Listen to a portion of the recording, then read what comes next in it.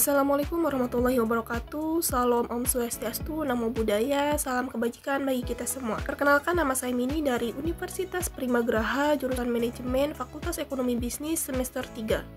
Pada video kali ini saya akan membahas 5 materi yang telah saya pelajari pada MK Teori Ekonomi. Yang pertama ada konsep dasar ekonomi mikro, yang kedua ada elastisitas penawaran dan permintaan, yang ketiga ada masalah ekonomi, yang keempat teori biaya dan penerimaan, yang kelima teori produksi dan kegiatan perusahaan. Langsung saja kita pada pembahasan pertama, yaitu materi tentang konsep dasar ekonomi mikro. Ekonomi mikro adalah cabang ilmu ekonomi yang mempelajari perilaku individu, rumah tangga, dan perusahaan dalam pengambilan keputusan ekonomi. Fokus utama ekonomi mikro adalah pada interaksi di pasar barang dan jasa serta pasar faktor produksi. Ruang lingkup dan definisi ekonomi, yaitu ilmu ekonomi, telah berkembang sejak Adam Smith menerbitkan Budaya pada tahun 1776 yang menjadi dasar ekonomi modern. Ruang lingkup ekonomi mencakup berbagai aspek yang sering berubah sehingga definisinya bisa bersifat fleksibel dan terkadang kontroversial. Di sini ada pernyataan positif dan normatif. Apa sih pernyataan positif? Pernyataan positif yaitu yang menggambarkan fakta ekonomi yang dapat diuji kebenarannya. Contohnya, jika pendapatan naik, permintaan barang elektronik meningkat. Sedangkan pernyataan normatif adalah melibatkan nilai dan etika, membahas apa yang seharusnya terjadi. Contohnya, nilai tukar dolar yang ideal untuk mendorong pertumbuhan ekonomi. Pernyataan ini sulit diuji karena bersifat subjektif.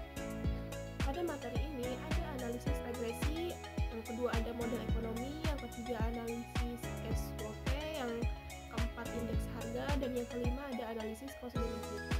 Cabang utama ilmu ekonomi ini terdapat dua, yaitu mikroekonomi yang mempelajari perilaku individu dan perusahaan dalam pengambilan keputusan. Yang kedua ada makroekonomi, mempelajari perekonomian secara keseluruhan termasuk indikator ekonomi, agregat, dan kebijakan pemerintahan. Permasalahan pokok ekonomi yang pertama yaitu pilihan dan alokasi sumber daya yang terbatas, sementara kebutuhan manusia tidak terbatas, menciptakan dilema dalam alokasi. Kedua yaitu biaya kesempatan, penggunaan sumber daya selalu berimplikasi pada pengorbanan alternatif terbaik lainnya. Yang ketiga yaitu distribusi barang dan jasa, bagaimana mendistribusikan barang dan jasa agar memenuhi kebutuhan masyarakat secara adil. Apa sih perbedaan ekonomi mikro dan makro? Ekonomi mikro adalah mempelajari kegiatan ekonomi dari perspektif individu seperti konsumen, rumah tangga, dan perusahaan. Sedangkan ekonomi makro yaitu mempelajari perekonomian secara keseluruhan, meliputi kinerja, perilaku, dan kebijakan di tingkat nasional. Nah, jadi kesimpulan pada materi kali ini yaitu ilmu ekonomi mempelajari cara mengelola sumber daya terbatas untuk memenuhi kebutuhan manusia yang tidak terbatas dengan fokus pada mikroekonomi dan makroekonomi. Ilmu ini membahas fakta ekonomi dan nilai-nilai subjektif. Berbagai alat analisis digunakan untuk memahami dan menyelesaikan permasalahan ekonomi seperti alokasi sumber daya dan distribusi barang secara adil. Selanjutnya yaitu materi yang kedua yaitu elastisitas permintaan dan penawaran. Elastisitas adalah konsep kunci dalam ekonomi yang digunakan untuk mengukur tingkat responsivitas suatu variabel ekonomi terhadap perubahan variabel lain. Konsep ini penting untuk memahami dampak perubahan harga, pendapatan, atau faktor lainnya terhadap permintaan dan penawaran barang atau jasa. Jenis elastisitas yaitu ada elastisitas permintaan, mengukur seberapa besar jumlah barang yang diminta berubah akibat perubahan harga barang tersebut. Yang kedua ada kategori elastisitas permintaan. Elastisitas permintaan ada 3 kategori. Yang pertama ada elastis. Elastis adalah perubahan harga yang menyebabkan perubahan besar dalam jumlah yang diminta. Contohnya barang-barang mewah seperti mobil sport dan perhiasan. Yang kedua ada inelastis, yaitu perubahan harga hanya menyebabkan perubahan kecil dalam jumlah yang diminta. Contohnya kebutuhan pokok seperti beras dan gula. Yang ketiga ada unit elastis, yaitu perubahan harga menyebabkan perubahan proporsional dalam jumlah yang diminta. Contohnya barang dengan alternatif sempurna. Selanjutnya yaitu ada elastisitas penawaran. Elastisitas penawaran yaitu mengukur responsivitas jumlah barang yang ditawarkan terhadap perubahan harga barang tersebut. Yang keempat ada elastisitas silang. mengukur bagaimana perubahan harga barang tertentu mempengaruhi permintaan barang lain. Apa sih faktor-faktor yang mempengaruhi elastisitas ini? Yang pertama ada elastisitas permintaan, yaitu dari ketersediaan barang substitusi, proporsi pengeluaran terhadap pendapatan, sifat kebutuhan barang, seperti bahan pokok atau barang mewah. Yang terakhir yaitu ada waktu penyesuaian. Yang kedua ada elastisitas penawaran. Elastisitas penawaran yaitu seperti kapasitas produksi, ketersediaan bahan baku, dan waktu produksi. Jadi kesimpulannya, elastisitas dalam ekonomi membantu memahami pola konsumsi dan produksi. Barang dengan permintaan elastis sangat sensitif terhadap perubahan harga, sedangkan barang inelastis cenderung stabil. Meskipun harga berubah, pemahaman tentang elastisitas juga penting dalam pengambilan keputusan, baik bagi konsumen maupun produsen, seperti penetapan harga dan strategi produksi. Nah, memasuki materi yang ketiga, kita akan membahas tentang masalah ekonomi. Apa sih masalah ekonomi? Masalah ekonomi adalah situasi di mana kebutuhan manusia yang tidak terbatas bertemu dengan sumber daya yang terbatas. Hal ini memaksa individu dan masyarakat membuat pilihan tentang bagaimana mengalokasikan sumber daya secara efisien. Yang menyebabkan masalah ekonomi yaitu kelangkaan, karena kelangkaan sebagai sumber masalah. Kelangkaan muncul karena sumber daya yang tidak cukup untuk memenuhi kebutuhan manusia dan biaya peluang yang harus memilih satu kebutuhan seringkali memerlukan pengorbanan kebutuhan lainnya. Adapun penyebab kelangkaannya yaitu kebutuhan meningkat dikarenakan pertumbuhan penduduk dan gaya hidup. Yang kedua ada sifat serakah manusia yang mengeksploitasi sumber daya secara berlebihan. Yang ketiga ada keterbatasan sumber daya alam di mana tidak semua sumber daya dapat diperbarui. Yang keempat ada teknologi terbatas yang disebabkan karena kurangnya inovasi dan pengolahan sumber daya. Yang keempat yaitu ada teknologi terbatas yang disebabkan karena kurangnya inovasi dalam pengolahan sumber daya. Sedangkan kebutuhan manusia berdasarkan intensitas ada tiga, yaitu ada kebutuhan primer seperti pangan, pakaian, dan tempat tinggal. Sedangkan sekunder yaitu tambahan untuk kenyamanan seperti transportasi dan pendidikan. Yang ketiga ada tersier seperti barang mewah, seperti mobil sport dan hiburan dan perhiasan. Nah, berdasarkan sifat ada yaitu yang namanya jasmani, yaitu berhubungan dengan fisik seperti makanan dan tempat tinggal. Yang kedua ada rohani yang berkaitan dengan batin seperti hiburan dan pendidikan. Sedangkan berdasarkan waktu seperti sekarang dan yang akan datang. Selanjutnya kita akan membahas masalah pokok ekonomi. Yang pertama ada apa sih yang akan diproduksi, yang kedua bagaimana cara memproduksi, dan untuk siapa barang yang sudah diproduksi. Adapun contoh-contoh masalah ekonomi modern, yang pertama ada ketimpangan pendapatan, yang kedua ada pengangguran, yang ketiga dampak perubahan iklim, dan ketahanan energi. Jadi kesimpulannya masalah ekonomi timbul dari keterbatasan sumber daya di tengah kebutuhan manusia yang tidak terbatas. Kelangkaan memaksa masyarakat untuk membuat pilihan yang rasional, baik dalam produksi, distribusi, maupun konsumsi barang dan jasa. Pemahaman masalah ekonomi penting untuk menciptakan solusi yang berkelanjutan bagi kesejahteraan bersama. Materi selanjutnya yaitu materi yang keempat, kita akan membahas tentang teori biaya dan penerimaan. Teori biaya dan penerimaan adalah konsep penting dalam ekonomi dan manajemen yang berfokus pada analisis biaya dan pendapatan dalam pengambilan keputusan. Teori biaya berkaitan dengan pengukuran dan analisis semua biaya yang dikeluarkan dalam proses produksi. Biaya dapat dibagi menjadi beberapa kategori, yaitu ada biaya tetap, yaitu biaya yang tidak berubah dengan jumlah produksi seperti sewa dan gaji tetap. Yang kedua ada biaya variabel, yaitu biaya yang berubah seiring dengan jumlah produksi seperti bahan baku dan upah lembur. Yang ketiga ada biaya total, yaitu jumlah dari biaya tetap dan biaya variabel. Dan yang terakhir ada biaya marginal, yaitu biaya tambahan untuk memproduksi satu unit tambahan. Selanjutnya ada teori penerimaan. Teori penerimaan berfokus pada pendapatan yang diperoleh dari penjualan barang atau jasa. Hal-hal yang diperhatikan dalam teori ini meliputi pendapatan total, yaitu jumlah total yang diterima dari penjualan dihitung sebagai harga per unit dikalikan dengan jumlah unit yang menjual.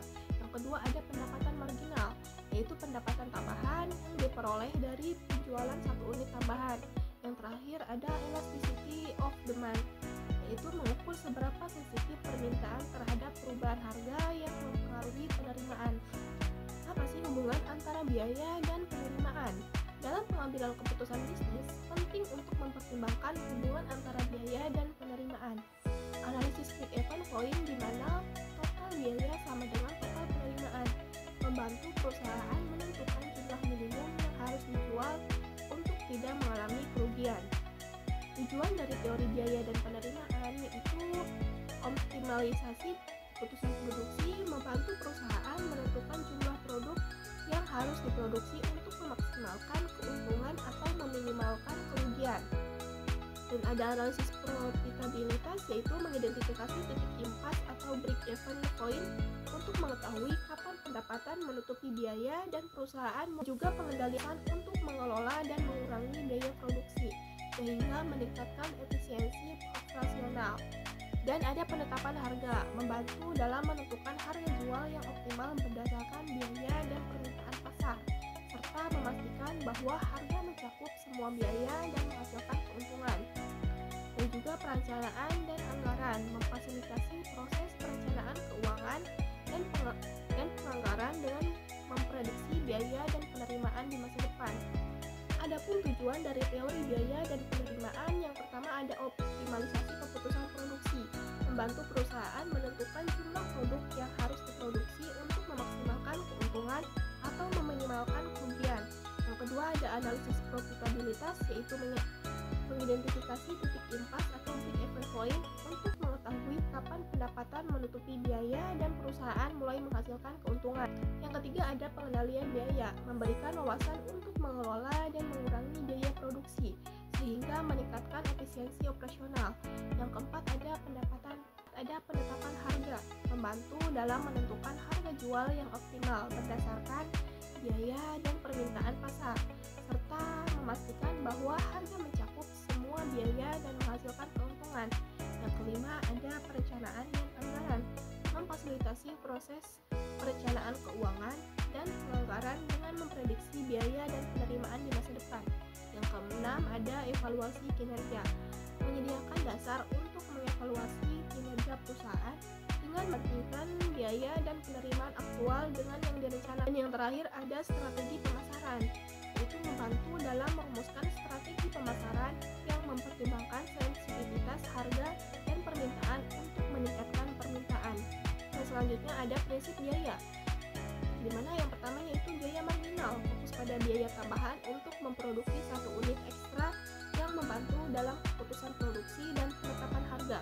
Yang kedua ada biaya tetap versus biaya variabel, yang memahami perbedaan antara biaya tetap yang tidak berubah dan biaya variabel yang tergantung pada tingkat produksi. Yang ketiga ada biaya kesempatan, yaitu mempertimbangkan apa yang hilang dari sumber daya yang digunakan untuk suatu pilihan yang penting dalam pengambilan keputusan. Yang keempat ada skala ekonomi, yaitu menggunakan prinsip ini untuk mengurangi biaya per unit dengan meningkatkan volume produksi. Dan yang terakhir ada analisis break-even, yaitu menentukan titik di mana total biaya sama dengan total penerimaan, yang membantu perusahaan memahami risiko dan potensi keuntungan. Sedangkan ada prinsip penerimaan, yang pertama ada pendapatan total, yaitu menghitung total pendapatan dari penjualan untuk memahami potensi pendapatan yang dihasilkan. Yang kedua ada pendapatan marginal, yang memperhatikan tambahan pendapatan yang dihasilkan dari menjual satu unit tambahan yang penting untuk keputusan produksi. Yang ketiga ada elastisitas permintaan, memahami bagaimana perubahan harga memengaruhi jumlah permintaan yang membantu dalam strategi penetapan harga. Yang keempat ada strategi penetapan harga, menggunakan informasi tentang biaya dan permintaan untuk menetapkan harga yang optimal agar dapat bersaing di pasar. Dan yang terakhir ada diversifikasi produk, menilai potensi penerimaan dan produk baru untuk mengurangi risiko dan meningkatkan pendapatan. Nah, apa sih manfaat biaya dan penerimaan? Yang pertama yaitu ada pengambilan keputusan yang lebih baik, yang memberikan informasi yang diperlukan untuk membuat keputusan strategis tentang produksi, harga, dan investasi. Yang kedua ada optimalisasi sumber daya, membantu dalam pemanfaatan sumber daya secara efisien dengan mengidentifikasi biaya yang dapat dikurangi dan meningkatkan produktivitas.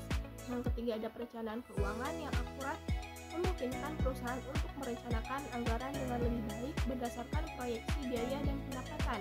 Dan yang keempat ada peningkatan profitabilitas, membantu perusahaan dalam menentukan harga yang tepat dan mengidentifikasi produk yang paling menguntungkan, sehingga mencapai langkah kelima ada analisis risiko, memungkinkan perusahaan untuk mengukur risiko finansial dengan mengevaluasi dampak dari variasi biaya dan penerimaan. Yang keenam ada evaluasi kerja, yang ketujuh ada strategi pemasaran yang efektif, dan yang kedelapan ada peningkatan transparansi. Contoh biaya dan penerimaan biaya seperti biaya produksi seperti bahan baku, tenaga kerja langsung, dan overhead pabrik. Yang kedua ada biaya operasional seperti sewa gedung, utilitas listrik dan air, dan gaji karyawan. Sedangkan biaya pemasaran yaitu seperti iklan, promosi, dan biaya distribusi. Dan yang terakhir ada biaya administrasi seperti gaji staf administrasi dan perlengkapan kantor. Selanjutnya ada penerimaan. Di mana penerimaan ini yang pertama dari pendapatan penjualan, yaitu pendapatan dari penjualan produk dan pendapatan dari layanan. Yang kedua ada pendapatan lain-lain seperti pendapatan bunga dari simpanan dan pendapatan sewa dari properti. Dan yang terakhir ada pendapatan investasi, yang dimana di sini ada pendapatan dividen dari saham dan keuntungan dari penjualan aset. Nah, jadi kesimpulannya teori biaya dan penerimaan menekankan pentingnya memahami hubungan antara pengeluaran dan permintaan dalam suatu bisnis. Teori biaya dan penerimaan memberikan kerangka untuk mengevaluasi kesehatan finansial perusahaan, mendukung pengambilan keputusan yang lebih baik dan mendorong pertumbuhan berkelanjutan. Nah, yang terakhir yaitu materi tentang teori produksi dan kegiatan perusahaan. Teori produksi membahas hubungan antara input atau faktor produksi dan output atau barang dan jasa yang dihasilkan perusahaan. Fokus utamanya adalah bagaimana memanfaatkan sumber daya secara efisien untuk menghasilkan output maksimal. Adapun faktor produksi terbagi menjadi 4, yaitu yang pertama ada tenaga kerja, yaitu usaha manusia dalam proses produksi. Yang kedua ada modal seperti alat, mesin, atau teknologi yang digunakan untuk menghasilkan barang atau jasa. Yang ketiga ada tanah, yaitu sumber daya alam yang dimanfaatkan dalam produksi. Dan yang terakhir ada keahlian atau kewirausahaan, kemampuan untuk mengelola faktor produksi agar menghasilkan output secara efektif. Adapun fungsi produksi yaitu menggambarkan hubungan matematis antara input dan output seperti output barang atau jasa, tenaga kerja, modal, dan teknologi.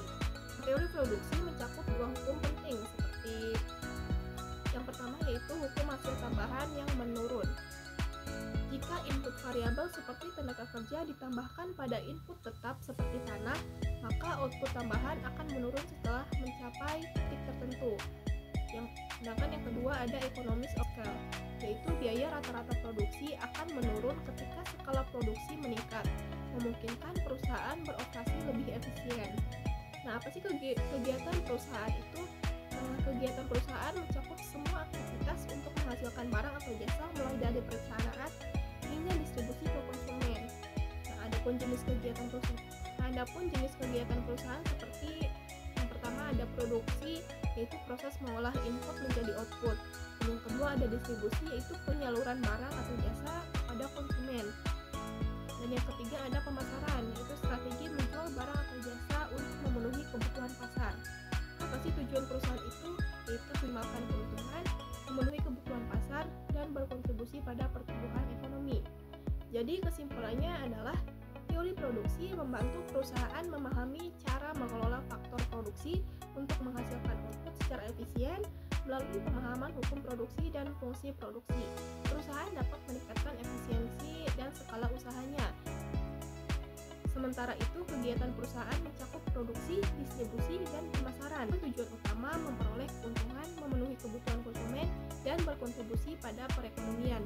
Pemahaman mendalam tentang teori produksi dan kegiatan perusahaan mendukung pengambilan keputusan strategis untuk berkelanjutan dan pertumbuhan bisnis. Mungkin itu saja 5 materi yang dapat saya sampaikan. Kurang lebihnya mohon maaf. Wabillahi taufiq wal hidayah. Wassalamualaikum warahmatullahi wabarakatuh.